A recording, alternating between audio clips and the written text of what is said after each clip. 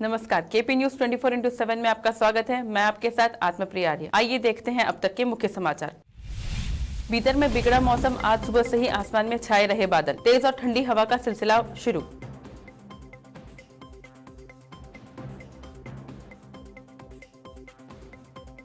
बीजापुर के शहरों से ज्यादा संक्रमण गांवों में अधिक फैल रहा है, कहा एमबी पाटिल ने।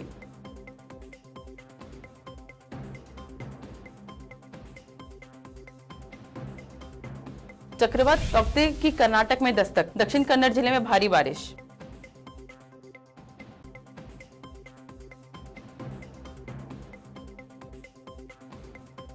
गोवा सरकार निजी अस्पतालों में मरीजों की भर्ती का अधिकार अपने हाथों में लेगी।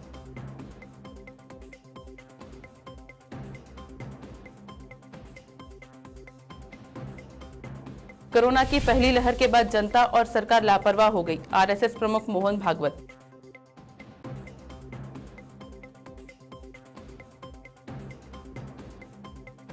इजरायल ने गाजा की बिल्डिंग पर दागी मिसाइल, अल जजीरा समेत कई मीडिया हाउस के दफ्तर हुए खाक।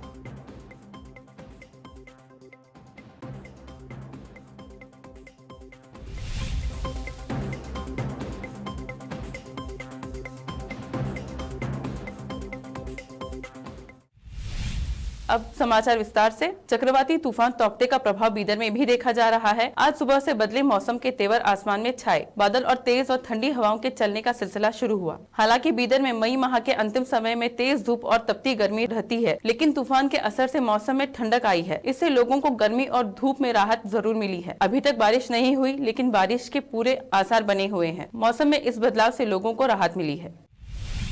बीजापुर में पूर्व मंत्री व कांग्रेस नेता एमबी पाटिल ने कहा, बीजापुर के जिले में शहरों से ज्यादा गांवों में फैल रहा है और ग्रामीण लोग बीमार होने पर अपना इलाज देसी नुस्खों से घरों में ही कर रहे हैं, जिससे संक्रमण फैलने का खतरा और बढ़ रहा है। अधिकारियों को चाहिए कि वह ग्राम को भेंट देकर इस प्रकार के मामलों की जाँच करे। संक्रमण के पहले चरण ने बुजुर्गों पर हमला किया था, दूसरे चरण में युवाओं पर हमला हो रहा है। अगर तीसरा चरण आए भी तो इसके लिए हम तैयार हैं। बीएडी अस्पताल में 120 बेड कोरोना के इलाज के लिए तैयार किए गए हैं। पाटिल ने जिला पंचायत सीईओ की सराहना की।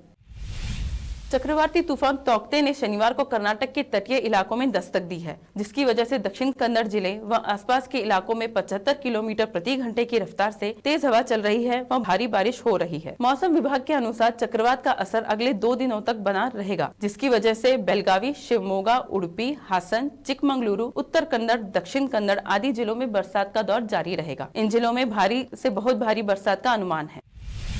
उप मुख्यमंत्री सीएन अश्वत्थ नारायण ने कहा कि कर्नाटक में कोविड टीकाकरण अस्पतालों और प्राथमिक स्वास्थ्य देखभाल केंद्र से बाहर ले जाया जाएगा। अब राज्य भर के स्कूलों और कॉलेज में टीकाकरण अभियान चलाया जाएगा। राज्य में कोविड-19 टास्क फोर्स के प्रमुख अश्वत्थ नारायण ने कहा कि अस्पतालों और प्राथमिक स्वास्थ्य केंद्रों में टीकाकरण से संबंधित सभी गतिविधियों को रोक दिया जाएगा। सरकार ने टीकाकरण अभियान को और प्रभावी बनाने के लिए स्कूलों और कॉलेजों में टीकाकरण जारी रखने का फैसला किया है। उन्होंने टास्क फोर्स के अधिकारियों के साथ बैठक के बाद बेंगलुरु में यह घोषणा की।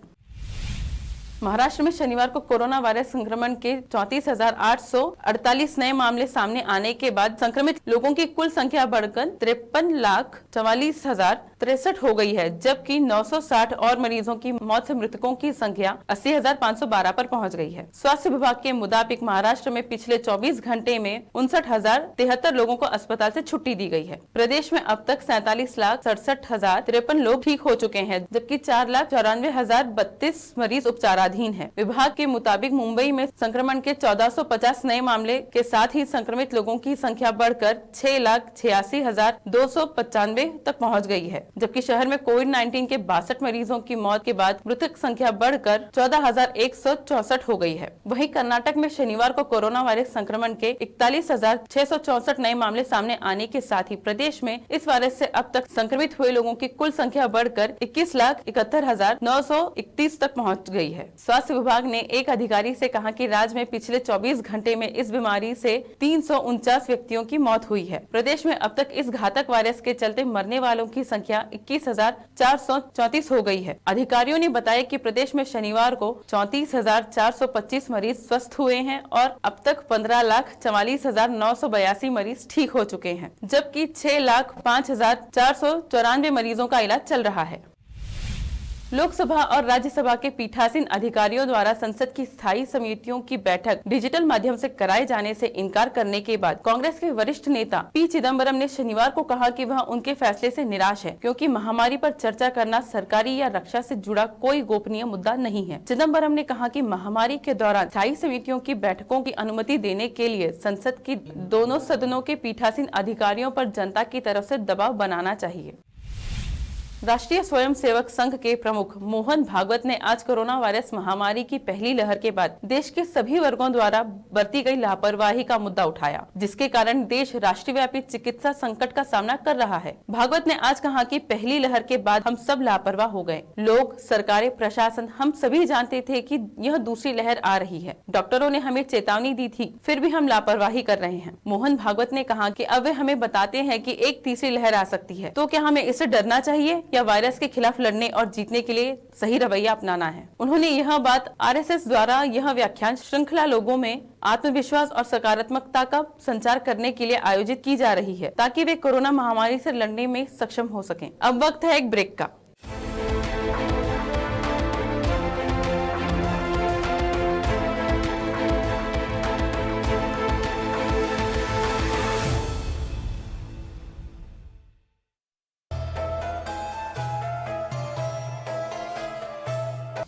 चिराग दिल के ईद मुबारक।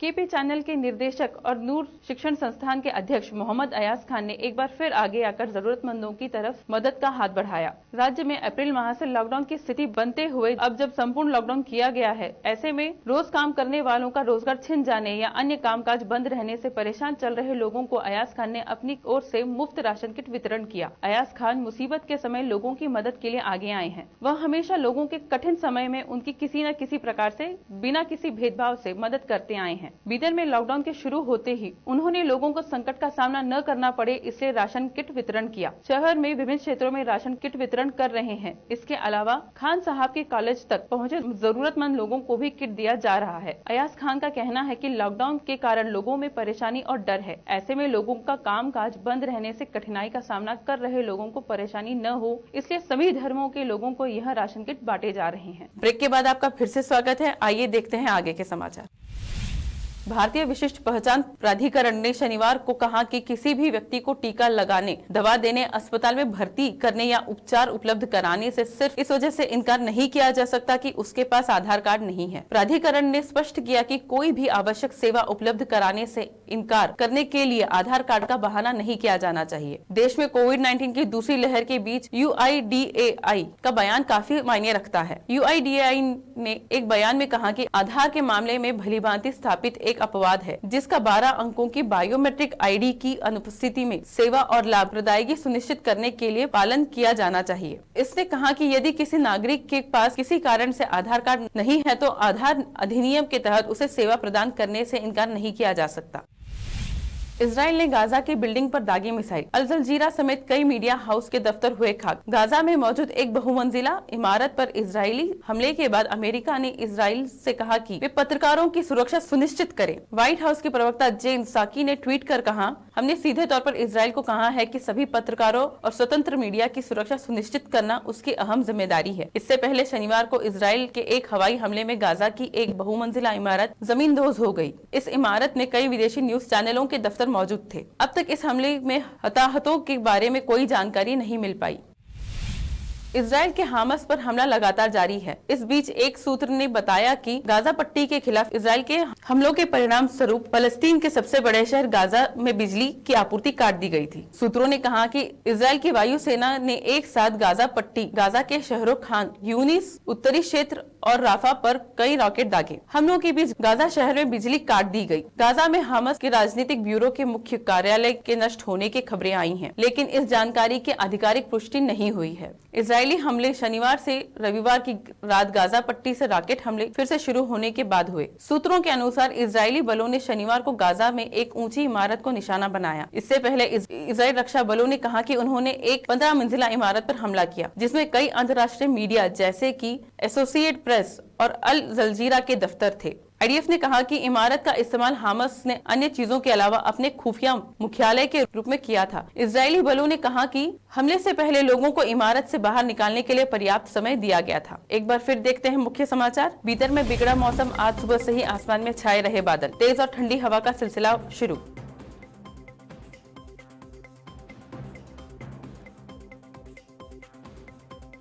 बीजापुर के शहरों से ज्यादा संक्रमण गांवों में अधिक फैल रहा है, कहा MB पाटिल ने।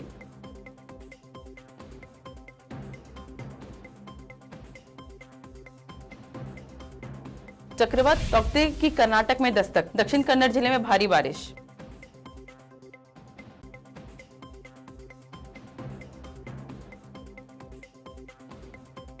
गोवा सरकार निजी अस्पतालों में मरीजों की भर्ती का अधिकार अपने हाथों में लेगी।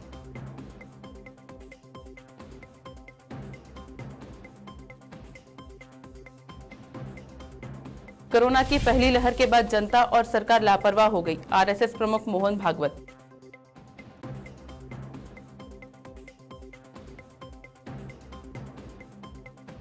इजरायल ने गाजा की बिल्डिंग पर दागी मिसाइल, अल जजीरा समेत कई मीडिया हाउस के दफ्तर हुए खाक।